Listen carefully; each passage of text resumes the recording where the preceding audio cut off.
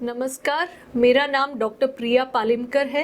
मैं interventional cardiologist हूँ। पिछले 15 साल में पुणे में प्रैक्टिस कर रही हूँ और पिछले 5 साल से फुल टाइम कार्डियोलॉजिस्ट हूँ सह्याद्री हॉस्पिटल शास्त्री नगर के साथ। तो आज हम डिस्कस करेंगे हार्ट अटैक के बारे में।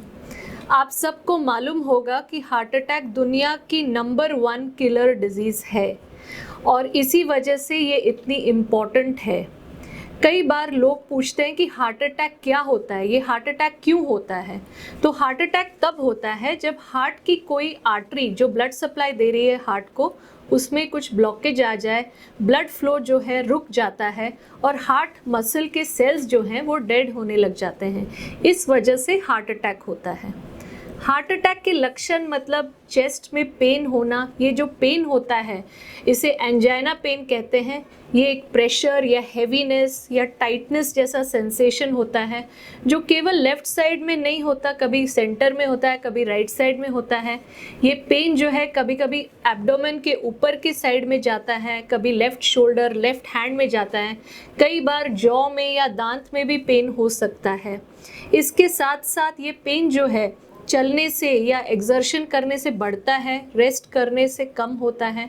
इसके साथ साथ ब्रेथलेसनेस होता है, यानी कि सांस फूलना, स्वेटिंग होता है, कुछ लोगों को गैस जैसी फीलिंग सेंसेशन लगती है। तो ये सब जो है ये हार्ट अटैक के लक्षण हैं।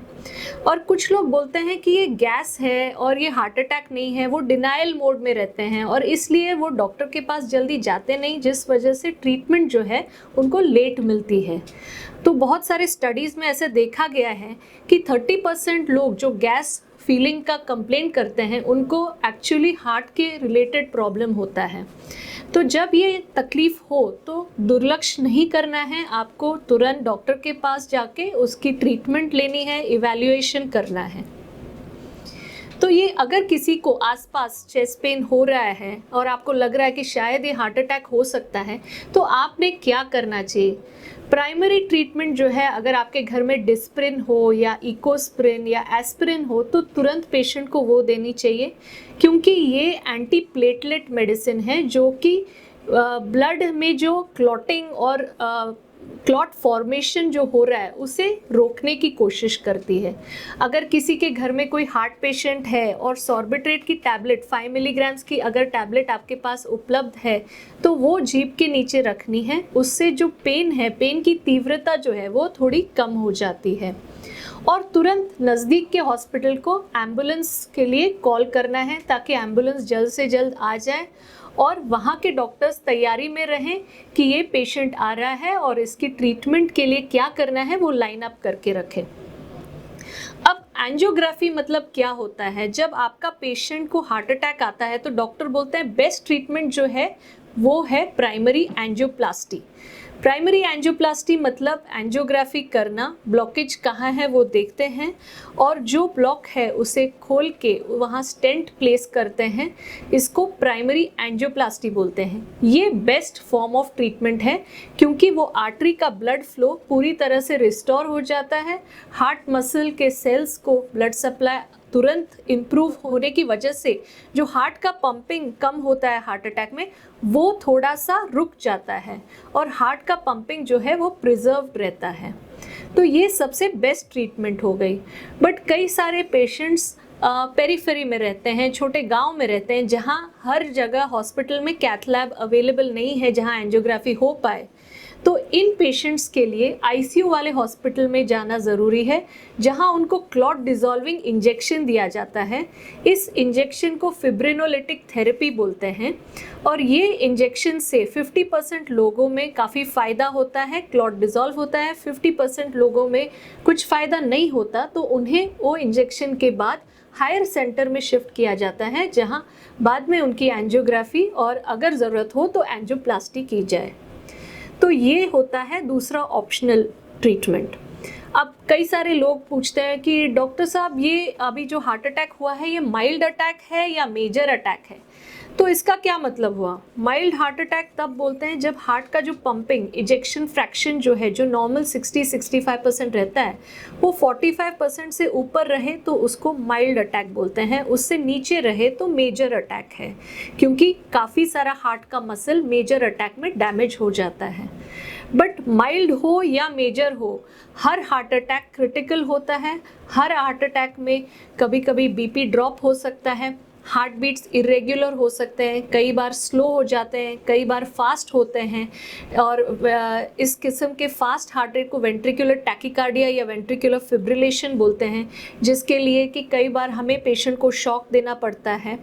और कई यंग लोग जिनको हार्ट अटैक होता है, उनको ये वेंट्रिकुलर टैकीकार्डिया या वेंट्रिकुलर फिब्रिलेशन से सडन कार्डियक अरेस्ट होके उनकी मौत भी हो जाती है।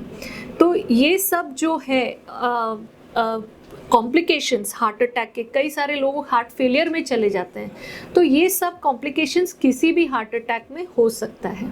तो अगर किसी का समझो एंजियोप्लास्टी हो जाए तो उसके बाद क्या उनकी लाइफस्टाइल नॉर्मल रहेगी? कई लोगों के मन में ये हिचकिचाहट होती है कि क्या मैं सब अपना रूटीन पहले जैसे कर पाऊंगा या मैं थोड़ा डिसेबल्ड जैसा हो जाऊंगा। तो बेसिक क्या है कि जब हार्ट अटैक होता है, जो अंदर की जख्म होती है वो हील होने में 4 से 6 हफ्ते लगते हैं। उस दौरान हमें थोड़ा केयर करना ज़रूरी है, और केयर तो खैर हमेशा के लिए करना है, क्योंकि जो लोगों को एक हार्ट अटैक हुआ है उनको आगे सेकंड अटैक प्रिवेंट करने के लिए रेगुलरली मेडिसिन्स लेना ज़रूरी है। अपने डॉक्टर से कंसल्ट करते रहें, फॉलोअप करते रहें। कार्डियक रिहैबिलिटेशन अगर ज्वाइन कर सकते हैं तो वो एक प्रोग्राम ज्वाइन करें, जिससे कि आपको ग्रेडेड एक्सरसाइज कैसे करना है and how you return to your normal lifestyle, वो आपको सिखाया जाएगा। और इसके अलावा कुछ सपोर्ट ग्रुप्स ज्वाइन करें ताकि आप इमोशनली डिस्टर्ब ना हो, और आपके जैसे आपको पता चले कि कई सारे और पेशेंट्स हैं जो ये सब चीज़ों से गुजर चुके हैं और अब वो परफेक्टली नॉर्मल लाइफ लीड कर रहे हैं। बट सबसे इम्पॉर्टेंट चीज़ ये है कि अपने रिस्क फैक्टर्स को कंट्रोल करें। रिस्क फैक्टर्स मतलब कि जो मेजर 3 या 4 रिस्क फैक्टर्स बोलते हैं। पहला तो डायबिटीज़ है, यानी कि आपका शुगर कंट्रोल में रखें। ब्लड प्रेशर ब्लड प्रेशर को भी साइलेंट किलर कहा जाता है, ये ब्लड प्रेशर जो है ये कंट्रोल में रखें। कोलेस्ट्रॉल में जो LDL लेवल है, जो बैड कोलेस्ट्रॉल कहा जाता है, वो चेक में रखें। और जो लोग स्मोकिंग कर रहे हैं उन्हें स्मोकिंग तुरंत बंद कर देना चाहिए। तो इसी तरह और आपके डाइट और एक्सरसाइज का एक शेड्यूल बना के रखें, वो सब चीज़ें मेंटेन करें, और इसी से आप आगे की लाइफ एकदम नॉर्मल तरीके से लीड कर पाएंगे, और आप यही एग्जाम्पल बाकी पेशेंट्स को भी दे सकते हैं, और जिससे कि सबका कॉन्फिडेंस लेवल बढ़ जाएगा and they will adhere to the treatment in a proper way. अगर आपको कोई डाउट्स हैं हार्ट अटैक के बारे में, या एंजियोग्राफी, एंजियोप्लास्टी, पेसमेकर या बलून वाल्व थेरेपी के बारे में, तो आप नीचे के जो बॉक्स है कमेंट बॉक्स, उसमें आप अपने क्वेश्चंस रेज कर सकते हैं और हम उनके उत्तर देंगे आपको अवश्य। Thank you.